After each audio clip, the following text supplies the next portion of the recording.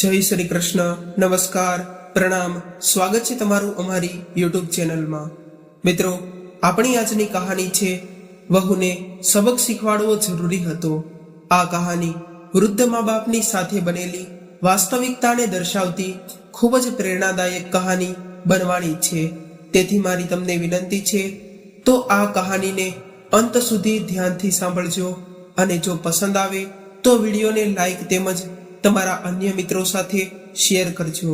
અને આવી જ કહાની સાંભળવા માંગતા હોય અને હજુ સુધી આ ચેનલને સબસ્ક્રાઇબ ન કરી હોય તો આ ચેનલને સબસ્ક્રાઇબ જરૂરથી કરી લેજો અને કોમેન્ટ બોક્સમાં સાચી શ્રદ્ધાથી હર હર મહાદેવ જરૂરથી લખી દેજો, જેથી ભગવાન ભોલેનાથની કૃપા આપણા સૌ પર નિરંતર બની રહે। તો મિત્રો, તમારો ઝાઝો સમય ન લેતા ચાલો શરૂ કરીએ આજની કહાની।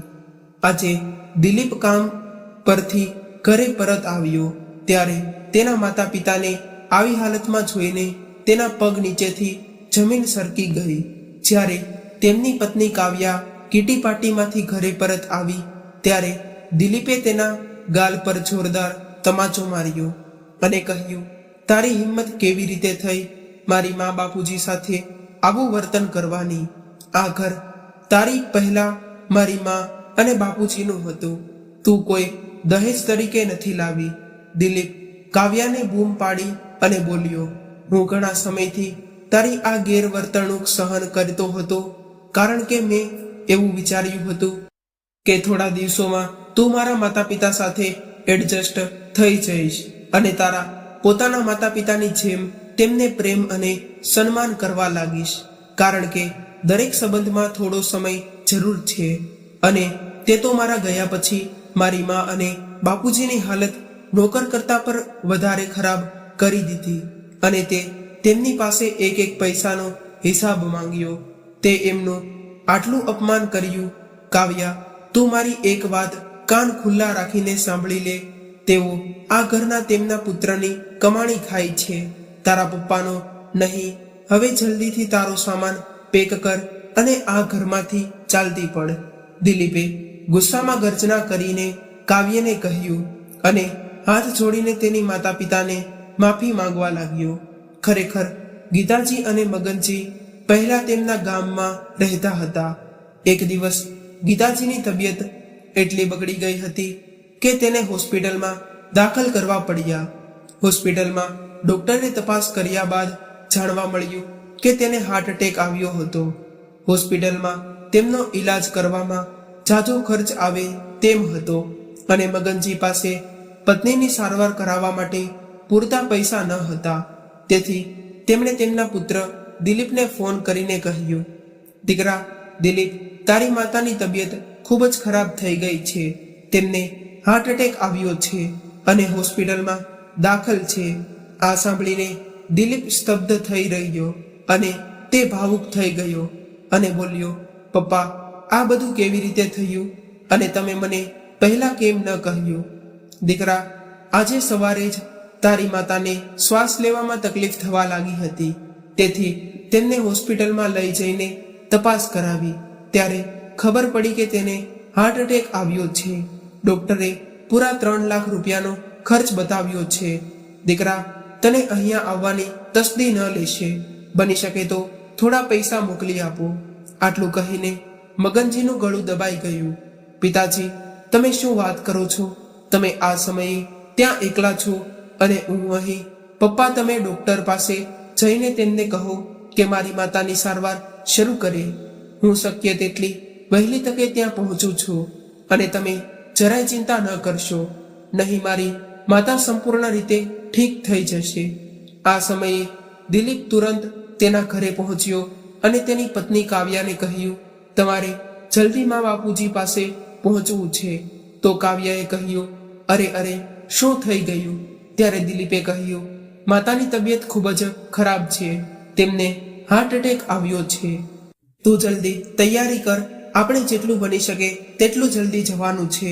ત્યારે કાવ્યાએ પણ કહ્યું, દિલીપ, આજે તો મારી સહેલીની સગાઈ છે અને અમારે ત્યાં જવાનું છે અને તમારા મા બાપુજી ક્યાં દોડ્યા જાય છે તેની પાસે આપણે કાલે ચાલ્યા જઈશું। આજે અમારે સગાઈની પાર્ટીમાં જવું ખૂબ જ જરૂરી છે અને તમારે તમારી માતા વિશે ચિંતા કરવાની કોઈ જરૂર નથી. વૃદ્ધાવસ્થામાં તો આવા રોગો થતા રહે છે. કાવ્યાએ દિલીપના હાથમાં હાથ નાખતા કહ્યું. પછી દિલીપે ગુસ્સાથી તેના હાથને પાછળ ધક્કો મારીને કહ્યું, કાવ્યા, તારું મગજ તો ઠેકાણે છે ને? અત્યારે તારી માતા ત્યાં હોસ્પિટલમાં દાખલ છે અને તે તેના જીવન મરણની અણી પર છે અને તું અહીંયા પાર્ટી કરવાનું વિચારી રહી છે. જો તારે ન જવું હોય તો ના જા, પણ હું મારા માતા પિતાને આ હાલતમાં એકલા નહીં છોડી શકું. દિલીપ તરત જ ફ્લાઇટ પકડીને ત્યાંથી નીકળી ગયો અને સીધો જ હોસ્પિટલે પહોંચ્યો. પત્નીની ચિંતા કરતા મગનજીએ તેના દીકરાને જોઈને થોડી હિંમત આવી અને તરત જ તેને ગળે લગાડીને રડવા લાગ્યા અને તેણે કહ્યું, દીકરા, તારી માતાની હાલત તો ગઈકાલ સુધી એકદમ ઠીક હતી અને આજે તે બેભાન અવસ્થામાં પડેલી છે. પિતાજી, તમે ચિંતા કરશો નહીં. હવે તો હું આવી ગયો છું ને. મારી માં બિલકુલ ઠીક થઈ જશે. દિલીપે મગનજીના આંસુ લૂસીને તેમને ખુરશી પર બેસાડ્યા અને તેમના પિતાનો હાથ પોતાના હાથમાં લીધો અને કહ્યું, તમે અહીં બેસીને ભગવાનને પ્રાર્થના કરો, બધું સારું થઈ જશે. હું હમણાં ડોક્ટર સાથે વાત કરીને પાછો આવું છું. એવું કહીને દિલીપ ડોક્ટરને મળવા ગયો. પછી ડોક્ટરને મળ્યો અને તેને કહ્યું કે ડોક્ટર સાહેબ, હું મારી માતાના ઈલાજ માટે ગમે તેટલી રકમ ચૂકવી શકીશ, પણ મારી માતાને કંઈ ન થવું જોઈએ. તો ડોક્ટરે દિલીપને સાંત્વનતા આપતા કહ્યું, તમે ચિંતા ન કરશો, નહીં ઓપરેશન પછી ગીતાજી સંપૂર્ણ સ્વસ્થ થઈ જશે. ત્યારબાદ ડોક્ટર સાહેબ ગીતાજીના ઓપરેશન થિયેટરમાં ગયા અને ગીતાજીનું ઓપરેશન 1 કલાક સુધી ચાલ્યું. જ્યારે ડોક્ટર સાહેબ બહાર આવ્યા ત્યારે તેમણે દિલીપને જણાવ્યું કે તમારી માતાનું ઓપરેશન સક્સેસફુલ થઈ ગયું છે. હવે તે 1 થી 1.5 કલાક સુધીમાં ભાનમાં આવી જશે અને થોડા જ દિવસોમાં તે સંપૂર્ણ સ્વસ્થ થઈ જશે. થોડા દિવસો હોસ્પિટલમાં રહ્યા બાદ ગીતાજી સંપૂર્ણ સ્વસ્થ થઈ ગયા અને તેમને હોસ્પિટલમાંથી રજા આપવામાં આવી. આ દરમિયાન દિલીપ ત્યાં રહીને તેની માતાની ખૂબ સેવા પણ કામમાં, કારણ કે તેમણે તેમની ઓફિસમાંથી સતત ફોન આવી રહ્યા હતા. મગનજી એના પુત્રને કહ્યું, દીકરા, હવે તારી માતા એકદમ ઠીક છે, તું તારા કામે પાછો જતો રહે. ત્યારે દિલીપે તેના પિતાને કહ્યું, પણ પપ્પા, હજુ તો ગઈકાલે મારી માતાને ઘૂંટણમાં દુખાવો હતો, તો હું તમને બંનેને આવી હાલતમાં એકલા છોડીને કેવી રીતે જઈ શકું? ત્યારે મગનજીએ કહ્યું, દીકરા, અમારે તો હવે વૃદ્ધાવસ્થા છે અને વૃદ્ધાવસ્થામાં તો આ બધું થયા રાખે છે, પણ દીકરા, તું તારા કામ પર પાછો જતો રહે. ત્યારે તો દિલીપે તેના પિતાજીને માથું હલાવીને હા પાડી, પણ બીજા દિવસે સવારે તેણે તેની માતા અને પિતાજીના કપડાં બહાર કાઢ્યા અને એક બેગમાં પેક કરવા લાગ્યો. આ જોઈને તેમની માતા ગીતાજી બોલી, અરે દીકરા, તું અમારા કપડાં આ બેગમાં કેમ નાખે છે? ત્યારે દિલીપે કહ્યું, કારણ કે માં, તમે લોકો હવે અમારી સાથે શહેરમાં આવો છો, હવે તમે અમારી સાથે જ રહેશો. નાના દીકરા, અમે અહીંયા બરોબર છીએ, અમારે શહેરમાં નથી આવવું. બસ તમે અહીં ક્યારેક મળવા આવતા રહેજો અને તમારો ચહેરો જોઈ શકશો, તે અમારા માટે પૂરતું છે. અને દીકરા, તું જાણે જ છો કે તારી વહુને અમારી સાથે રહેવું પસંદ નથી. એટલું કહેતા ગીતાજીની આંખોમાં આંસુ આવી ગયા. અરે માં, તમે એની ચિંતા ન કરો, હું બધું સંભાળી લઈશ, પરંતુ આ હાલતમાં હું હવે તમને એકલા નહીં છોડી શકું. તમે મારી સાથે આવો. તેના પુત્રના એટલા આગ્રહ પર ગીતાજી અને મગનજી બંને તેની સાથે તેના ઘરે જતા રહેવા તૈયાર થયા, પરંતુ ગીતાજીનો પગ તેના દરવાજા પર પડતા જ ધ્રુજવા લાગ્યો, કારણ કે તે તેની પુત્રવધૂના સ્વભાવને સારી રીતે જાણતી હતી. ગીતાજી ને આ રીતે ધ્રુજતા જોઈને દિલીપે હસીને કહ્યું, અરે માતા, આ ઘર અમારા પહેલા તમારું છે, તમે પૂરા અધિકાર સાથે આ ઘરમાં રહી શકો છો. એટલું કહીને દિલીપ તેના માતા પિતાનો હાથ પકડીને તેમને તેમના રૂમમાં લઈ ગયો. તેનો રૂમ જોઈને માતા પિતા બંને ભાવુક થઈ ગયા. ત્યારે તેમને દિલીપે કહ્યું, તમને ખબર છે પિતાજી, મેં જ્યારે આ ઘર ખરીદ્યું હતું ત્યારે આ રૂમનું સેટિંગ તમારા બંનેના કહેવા પ્રમાણે જ કર્યું હતું. આ સાંભળીને ગીતાજી અને મગનજીએ તેના પોતાના પુત્રને પ્રેમથી ગળે લગાવી લીધો. ત્યારે દિલીપ બોલ્યો, પિતાજી, હવે તમે બંને અહીં આરામ કરો. હું મારી પત્નીને કહીને તમારા માટે ચા નાસ્તાની વ્યવસ્થા કરાવું છું. ત્યારે જ તેના સાસુ સસરાને તેના ઘરે આવેલા જોઈને રૂમની બહાર ઊભી રહેલી કાવ્યાનો ગુસ્સો સાતમા આસમાને પહોંચી ગયો. જેવો દિલીપ તેના માતા પિતાને તેમના રૂમમાં બેસાડીને બહાર આવ્યો એટલે તુરંત કાવ્યા તેનો હાથ પકડીને તેને તેના રૂમમાં લઈ ગઈ અને ગુસ્સામાં કહ્યું, દિલીપ, તારો મગજ ઠેકાણે છે કે નહીં? અમે શું અહીંયા વૃદ્ધાશ્રમ ખોલ્યું છે અને તને કોણે કહ્યું હતું અને અહીં લાવવા માટે? કાવ્યા, તું મારી સાથે તારી જીભ સંભાળીને વાત કરજે. તે મારા મા બાપુજી છે અને જો તું તેમના વિશે આવું કંઈક બોલીશ તો હું બિલકુલ સહન નહીં કરું અને હું મારા માતા પિતાની સંભાળ રાખીશ. હું એકલો જ કાફી છું તેમની સેવા કરવા માટે. પણ તું એક વાતનું ધ્યાન રાખજે કે તમારા કારણે મારા માતા પિતાને કોઈ તકલીફ ન થવી જોઈએ, નહીં તો મારા કરતા ખરાબ કોઈ નહીં હોય.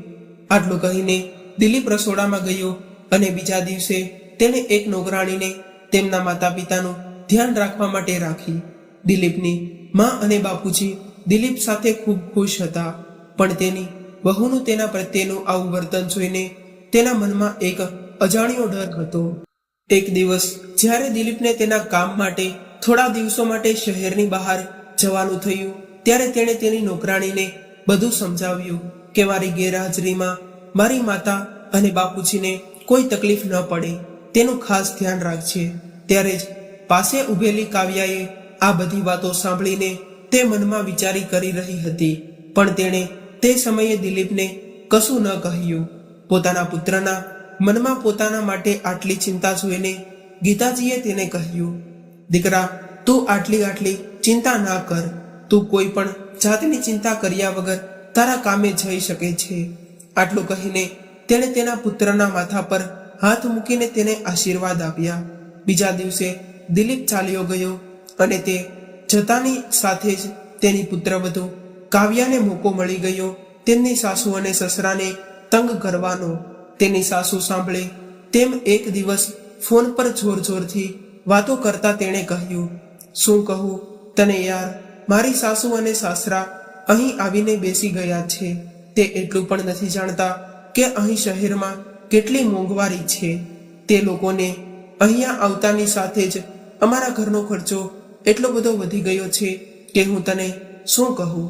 અને તેણે આખા ઘરને દવાખાનું બનાવીને રાખી દીધું છે. તે આટલા મૂર્ખ છે કે તેને ખાવા પીવાની પણ ખબર નથી પડતી અને કપડાં પહેરવાની પણ કોઈ ભાન નથી. અરે, તમારા માતા પિતાના ઘરમાં કોઈ આવા લોકોને તો નોકરીએ પણ ના રાખે. તેમની વહુની આ બધી વાતો સાંભળીને ગીતાજી અને મગનજી અંદરથી ખૂબ જ દુઃખી થઈ અને ગુસ્સે થયા, પણ એ બંને એમના પુત્રનું પારિવારિક જીવન બગાડવા માંગતા ન હતા. તેથી તેણે પુત્રવધુના આ અપમાનજનક શબ્દોને કડવી ખૂંડ સમજીને પી ગયા. એટલી વાતોથી પણ જ્યારે કાવ્યાને સંતોષ ન હતો ત્યારે તેણે તેના ઘરની નોકરાણીને પણ કાઢી મૂકી. આજે જ્યારે મગનજીને ચા પીવાનું મન થયું ત્યારે તેમણે તેમની પુત્રવધુને બોલાવીને કહ્યું, વહુ, આજે નોકરાણી કામ પર નથી આવી કે શું?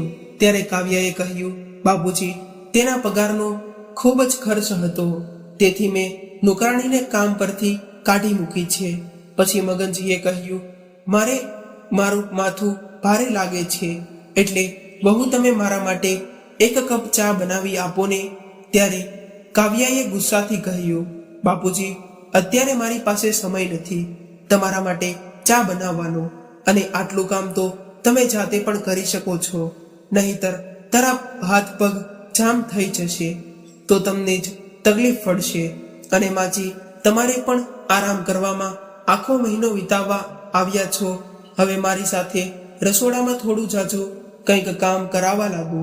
ત્યારે મગનજીએ કહ્યું, બહુ, દીકરા, જે પણ કામની જરૂર હોય તે મને કહો. તારી સાસુની તબિયત હજુ બિલકુલ ઠીક નથી થઈ અને તે અત્યારે ખૂબ ચાલી પણ નથી શકતી. હા, તમે બંને અહીંયા મફતની રોટલી તોડવા આવ્યા છો. કોઈ કંઈ કામ સીંધે તો ત્યારે તમારા બહાના બનાવવા લાગે છે. લ્યો આ થેલી અને બજારમાં જાઓ શાકભાજી લેવા, અને હા, તાજી શાકભાજી લાવજો અને લાવીને તેને સારી રીતે ધોઈ અને ફ્રીજમાં રાખી દેજો. ત્યારે મગનજીએ થેલી પકડી અને શાકભાજી ખરીદવા માટે ગયા. શાકભાજી ખરીદીને પરત ફરતી વખતે લાંબા સમય સુધી ચાલવાને કારણે તેને શ્વાસ લેવામાં તકલીફ થવા લાગી અને જ્યારે તે થાકીને ઘરે પહોંચ્યા ત્યારે તેને તેની વહુને કહ્યું, વહુ, મને એક ગ્લાસ પાણી આપો. આ સાંભળીને તેની પુત્રવધુએ કહ્યું, બાપુજી, હું તમારી નોકરાણી નથી કે તમે મને ઓર્ડર કરી રહ્યા છો. તમે શાકભાજી લાવીને મારા પર કોઈ ઉપકાર નથી કર્યો. તમે અહીં રહેશો તો તમારે કામ તો કરવું જ પડશે અને તમારે જે જોઈએ તે તમારા હાથે લઈ લ્યો. આટલું કહીને કાવ્યાએ નાસ્તો લીધો અને રૂમમાં ચાલી ગઈ. મગનજી આ બધી વાતો સાંભળીને આશ્ચર્યચકિત થઈ ગયા અને હવે તેમને સમજાઈ રહ્યું હતું કે આ ઘરમાં તેમની કોઈ જગ્યા નથી. તે પોતે લડથાતા પગલાએ સાથે રસોડામાં ગયા અને પાણીનો ગ્લાસ પીધો. પછી તેમના રૂમમાં જ તે સૂઈ ગયા. ગીતાજી તેની પુત્રવધુની આ બધી વાતો પોતાના રૂમમાં સૂતા સૂતા સાંભળી રહ્યા હતા. જ્યારે મગનજી રૂમમાં પહોંચ્યા ત્યારે તેમણે જોયું કે ગીતાજીની આંખોમાંથી આંસુ વહી રહ્યા હતા. ત્યારે તેમની પત્નીના ખંભા પર હાથ મૂક્યો અને કહ્યું, તું બિલકુલ ચિંતા ન કર, અમારો પુત્ર આવી જશે એટલે બધું જ બરાબર થઈ જશે. તે આપણી સાથે હશે, પછી આપણે ચિંતા કરવાની કોઈ જરૂર નથી. ગીતાજીથી હજી પણ કામ થઈ શકતું ન હતું. હાથ પગ અને સાંધામાં ખૂબ જ દુખાવો થતો હતો. આજે બપોર થવા આવ્યા હતા પણ મગનજી અને ગીતાજીએ હજુ સુધી નાસ્તો નહોતો કર્યો અને જ્યારે રસોડામાં જોયું તો તેમની પુત્રવધુએ ખાવાનું પણ બનાવ્યું ન હતું. ત્યારે મગનજીએ જાતે જ પોતાના માટે અને પોતાની પત્ની માટે ભોજન બનાવ્યું અને તેની રૂમમાં જઈને તેમની પત્નીને ખવડાવ્યું. આ જોઈને તેની પુત્રવધુ તેના રૂમની બહાર આવી અને બૂમો પાડવા લાગી, આ શું છે? તમે લોકોને જરાય શરમ નથી આવતી? મારું આખું ઘર રસોડું બગાડી નાખ્યું છે. મારે મારું રસોડું સાફ કરવું પડશે. તો મગનજીએ કહ્યું, વહુ દીકરા, તમે ચિંતા ના કરો, હું આખું રસોડું જાતે જ સાફ કરી દઈશ. આટલું કહીને મગનજીએ આખું રસોડું અને વાસણો સાફ કરી દીધા. બપોરનું થોડું ખાવાનું પડ્યું હતું એટલે સાંજે એ બંનેએ એ જ ભોજન કરી લીધું.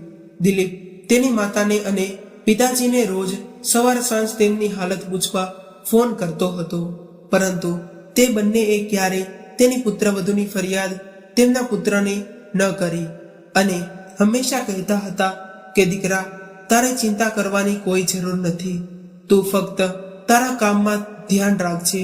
બીજે દિવસે સવારે તેની પુત્રવધુએ શાકભાજી લાવવા માટે 200 રૂપિયા અને થેલી આપતા કહ્યું, બાપુજી, બધી શાકભાજીનો હિસાબ એક કાપલી પર લખીને લાવજો. ત્યારે મગનજી ચૂપચાપ થેલો લઈને ચાલ્યા ગયા. શાકભાજી વેચવાવાળાએ મગનજીને શાકભાજીની થેલી પકડાવી ત્યારે મગનજીએ કહ્યું, ભાઈ, એક કામ કરો, મને એક કાગળ પર બધી શાકભાજીનો હિસાબ લખીને આપો. ઠીક છે બાપુજી. આટલું કહીને શાકભાજીવાળા ભાઈએ નજીકમાં પડેલા એક કાગળ પર તમામ શાકભાજીની કિંમત લખીને મગનજીને આપી દીધી. ત્યારે મગનજી વિચારવા લાગ્યા કે સારું છે કે કાગળ પર બધી શાકભાજીની કિંમત અને વજન લખેલું છે, તેથી મારી પુત્રવધુને મારા પર કોઈ શંકા નહીં રહે. આટલી કડકચરથી શિયાળાની ઠંડીમાં વહેલી સવારે શાકભાજી લઈને વખતે મગનજીની હાલત બગડી ગઈ. તેમને લાગ્યું કે જાણે હાથ પગ શૂન્ય થઈ ગયા છે. રસ્તામાં તેમને એક ચાની દુકાન જોઈને તો ત્યારે તે ત્યાં ઊભા રહી ગયા અને તેમણે એક કપ ચા પીધો. તેને જોયું કે નજીકમાં આગ સળગી રહી હતી, તેથી તે થોડીવાર ત્યાં બેસીને હાથ પગ અગ્નિમાં શેક્યા. તેથી તેને ઠંડી થોડી રાહત મળી અને જ્યારે તે શાકભાજી લઈને ઘરે પહોંચ્યા અને બધી જ શાકભાજી ધોઈને તેમણે ફ્રીજમાં મૂકી અને કહ્યું કે વહુ, બધી શાકભાજી આવી ગઈ છે અને મેં તેને ધોઈને ફ્રીજમાં રાખી દીધી છે. પણ પુત્રવધુ તરફથી કોઈ અવાજ ન આવ્યો. કદાચ તે ફરીથી સૂઈ ગઈ હશે. ઘરે પહોંચ્યા પછી મગનજીને ફરીથી ચા પીવાનું મન થયું. તેથી તેઓએ તેમની માટે અને પોતાની પત્ની માટે ચા બનાવી અને તેમના રૂમમાં ગયા. જ્યારે તેમને ચા પહેલી ચૂસકી લીધી જ હતી ત્યારે તેમની પુત્રવધુ કાવ્યા જોર જોરથી બૂમો પાડવા લાગી અને આખું ઘર ઊંચું લીધું અને ખબર હતી તમને આ ઉંમરે ચોરી કરતા શરમ ન આવી? મેં શાકભાજી લેવા જે પૈસા આપ્યા હતા તેમાંથી 10 રૂપિયા વધ્યા હતા, તે ક્યાં ગયા? ત્યારે મગનજીએ કહ્યું, ના વહુ, હું વહેલી સવારે શાકભાજી ખરીદવા ગયો હતો, તેથી ઠંડીને કારણે મારા હાથ પગ ઠંડા પડી ગયા હતા. તેથી મેં તે 10 રૂપિયાની ચા રસ્તામાં એક ચાની દુકાન પર ચા પીધી હતી. આ તમે ચા ઘરે આવીને નહોતા પી શકતા? તમારે ત્યાં દુકાન પર ચા પીવાની શું જરૂર હતી? એક તો તેના પુત્રને આ બંનેને લાવીને મારા માથા પર બેસાડ્યા છે અને તે પોતે ગાયબ થઈ ગયા છે. અને આ બંનેએ જે લોકો છે જેઓ મને મારા નાકમાં દમ લાવી રહ્યા છે. પુત્રવધુની મરચા કરતાં પણ વધુ તીખી વાતો સાંભળીને મગનજી હેરાન રહી ગયા અને એક ક્ષણે તેમના મનમાં આવ્યું કે હું વહુને કહી દઉં કે વહુ, મેં માત્ર 10 રૂપિયાની ચા પીધી છે, એમાં આટલી બૂમો પાડવાનું શું કારણ છે? પણ પછી તેણે તેના દીકરાના ખાતર વધુ ચૂપચાપ રહેવાનું સહન કર્યું. હવે તો મગનજી દરરોજ તેની અને પોતાની પત્ની માટે ચા, નાસ્તો અને ખાવાનું જાતે જ બનાવવાનું શરૂ કર્યું અને રસોડામાં વાસણો પણ જાતે જ સાફ કર્યા. એક દિવસ કાવ્યાની સહેલી તેને મળવા માટે તેના ઘરે આવી હતી. ત્યારે મગનજી તેની પત્ની ગીતાજી માટે દાળ બનાવી રહ્યા હતા. ત્યારે કાવ્યા હસવા લાગી અને તેણે કહ્યું, અરે ડિમ્પલ, તું કેમ આવી? મને બોલાવી લેતી હતી ને હું ખુદ આવી જાત અને તને મળવા માટે, કેમ કે હું તારા ઘરે તને મળવા માટે ન આવી શકું. અરે નહીં, એવી વાત નથી. ચાલો ઠીક છે, તું મારા રૂમમાં જા, ત્યાં બેસીને વાતો કરીએ. કાવ્યા ઝડપથી તેની સહેલીનો હાથ પકડીને તેના રૂમમાં લઈ ગઈ, જેથી તેની નજર તેના સસરા ઉપર ન પડે. બંને બેસીને એકબીજા સાથે વાતો કરી રહ્યા હતા. ત્યારે જ મગનજી ત્યાં આવ્યા. તેણે ત્યાં પહોંચીને કહ્યું, અરે વહુ, મને દાળનો મસાલો નથી મળી રહ્યો, તે ક્યાં છે? તે શોધી શકતો નથી. આ સાંભળીને કાવ્યાના હાવભાવ ઉડી ગયા અને તેણે ગુસ્સામાં કહ્યું, મેં તમને કેટલી વાર કહ્યું છે કે મારા રૂમમાં ન આવો. મારી પણ પોતાની અંગત જિંદગી છે. શું તમને આ વાત સમજવામાં નથી આવતી? હવે જાઓ અહીંયાથી. પછી તેની સહેલી ડિમ્પલે કાવ્યાને પૂછ્યું, આ વૃદ્ધ કોણ છે? મેં તેને તારા ઘરે પહેલા ક્યારે નથી જોયા. અરે એવું કંઈ નથી, તે અમારો નવો નોકર છે. તે હમણાં જ આવ્યો છે, તેથી તેને ખબર નથી કે કઈ સામગ્રી ક્યાં રાખવાની છે. તું તેમની વાત છોડી દે અને મારી વાત સાંભળ. જ્યારે મગનજીએ તેમની વહુના આ શબ્દો સાંભળ્યા ત્યારે તેને પોતાના કાન પર વિશ્વાસ ન આવ્યો. ત્યારે જ કાવ્યાએ પાછળથી અવાજ કર્યો, સાંભળો, મારા માટે અને મારી સહેલી માટે 2 કપ કોફી બનાવો. તેમની વહુની આ વાત સાંભળીને મગનજીએ તેમના માટે ચૂપચાપ કોફી બનાવી અને તેણે તેની વહુ પાસે રાખી ને તે પાછા ત્યાંથી આવી ગયા અને ગીતાજી માટે ઘી વગરનો શીરો બનાવી અને તેના રૂમમાં ગયા. રૂમમાં જતાં જ ગીતાજીએ તેના પતિને પૂછ્યું કે શું થયું? પુત્રવધુ કેમ બૂમો પાડી રહી હતી? ત્યારે મગનજીએ કહ્યું, અરે ગીતા, એવી કાંઈ વાત નથી, તું શીરો ખાઈ લે અને પછી આરામ કર. થોડી વાર પછી કાવ્યા ગુસ્સામાં બૂમો પાડતી પાડતી આવી અને કહ્યું કે જો તમને કોફી બનાવતા નથી આવડતું તો તમે બનાવી નહોતા શકતા. અમારો કોફીનો ટેસ્ટ બગાડી નાખ્યો. ત્યારે ગીતાજીએ વહુને પ્રેમથી પૂછ્યું, શું થયું? તો તેણે કહ્યું, તમે તો ચૂપ જ રહો. તમે તો નથી કામના કે નથી કાજના. તમે તો છો દુશ્મન અનાજના. ત્યારે જ તો હું બહાર જાઉં છું મારી સહેલી સાથે, પણ પાછા આવ્યા પછી હું તમને બંનેને જોઈ લઈશ. અને હા, મારા આવ્યા પહેલા આ ઘર સાફ થઈ જવું જોઈએ. આટલું કહીને કાવ્યા તેની સહેલી સાથે નીકળી ગઈ. તેની વહુની આવી વાતો સાંભળીને ગીતાજી ડરવા લાગી.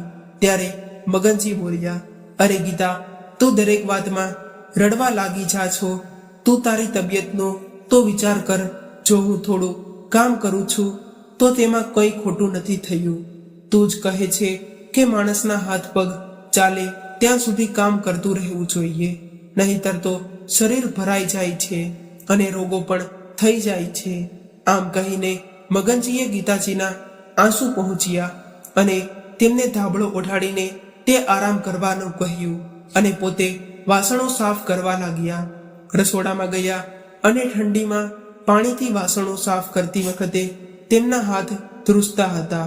ત્યારે થોડીવાર પછી અચાનક દિલીપનો અવાજ આવ્યો, મા બાપુજી, તમે ક્યાં છો?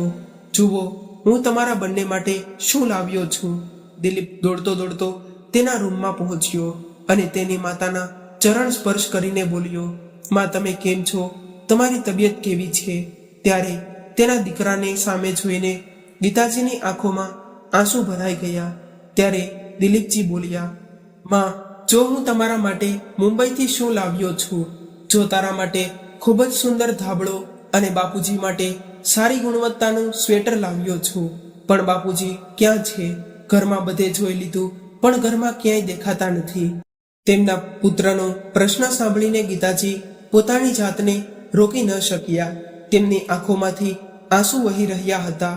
દિલીપ તેની માતાની આવી હાલત જોઈને સ્તબ્ધ થઈ ગયો અને જ્યારે તેણે તેનું કારણ પૂછવાનું શરૂ કર્યું ત્યારે ચોધાર આંસુએ રડતા રડતા ગીતાજીએ આખી પરિસ્થિતિ દિલીપને જણાવી.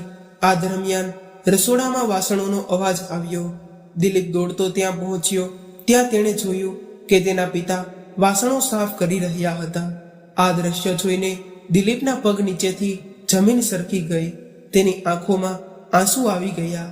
ત્યારે મગનજીએ તેની તરફ જોઈને કહ્યું, અરે દીકરા, તું ક્યારે આવ્યો? બાપુજી, મારું કામ વહેલું પૂરું થઈ ગયું હતું એટલે વહેલો આવી ગયો, એમ કહીને તેમણે તેમના પગને સ્પર્શ કર્યો. તો દિલીપને આશીર્વાદ આપવા તેમના માથા પર તેણે પોતાનો હાથ મૂક્યો.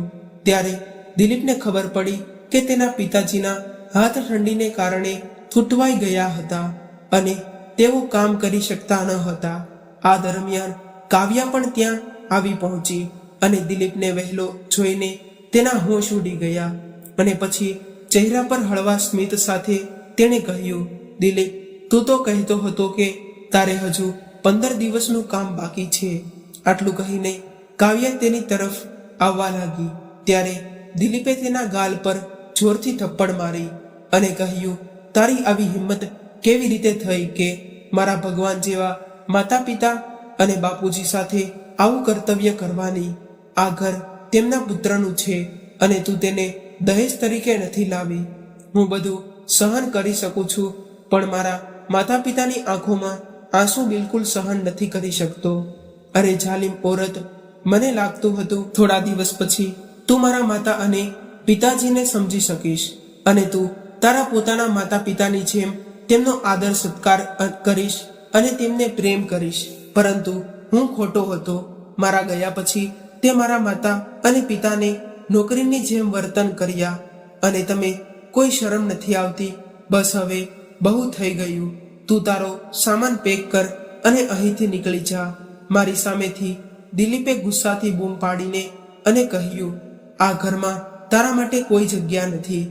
આ સાંભળીને કાવ્યા દિલીપના પગમાં પડી ગઈ અને માફી માંગવા લાગી. અને તમે આવું કેવી રીતે કહી શકો મારી સાથે? તમે તો મને પ્રેમ કરો છો. હા, હું તને પ્રેમ કરું છું, પણ એનો અર્થ એ નથી કે હું મારા જન્મદાતા મા બાપનું અપમાન સહન કરીશ અને તેમને છોડી દઈશ. મેં વિચાર્યું હતું કે એક દિવસ તું મારી મા અને બાપુજીને સમજી શકીશ, પણ તારા જેવી સ્ત્રીઓ હસતા ખેલતા પરિવારને બરબાદ કરી નાખે છે.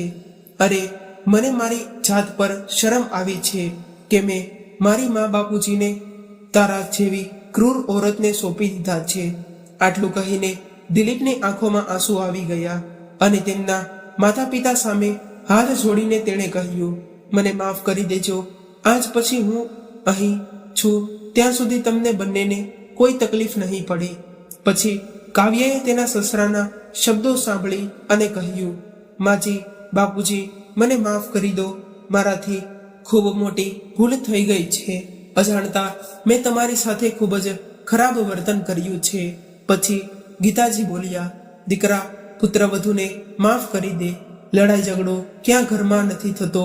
પણ દિલીપે તેમની માતાની વાત ન માની અને પત્નીનો હાથ પકડીને તેને ઘરની બહાર કાઢી મૂકી. મગનજીએ તેને રોકવાનો પ્રયત્ન કર્યો, પણ દિલીપે કહ્યું, ના પપ્પા, હવે તમે આટલું નહીં કરશો.